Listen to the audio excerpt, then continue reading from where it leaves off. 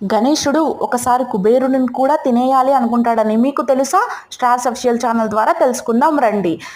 కుబేరుడు ఒకసారి తన ధనాన్ని అందరి ముందు చూపించడం కోసం దేవతలందరినీ విందు భోజనానికి ఆహ్వానిస్తాడు. అలాగే కైలాసానికి వెళ్ళి శివుడిని కూడా ఆహ్వానించాలి అనుకుంటాడు.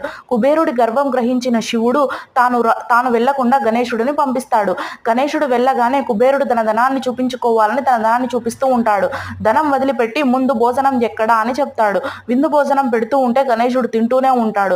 అలా తింటూ వంటశాల మొత్తం ఖాళీ అయిపోతుంది. ఆకలితో ఏది పడితే అది తినడం మొదలు పెడతారు. నిన్ను కూడా తినేస్తాను కుబేరా అని కుబేరుడి మీదకి వెళ్తాడు.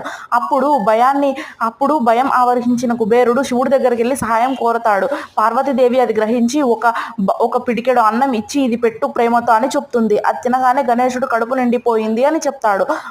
అది చూసిన కుబేరుడికి గర్వం మొత్తం అణిగిపోతుంది. జై బోలో గణేష్ మహారాజ్కి అని కామెంట్ రూపంలో పింక్ చేయండి.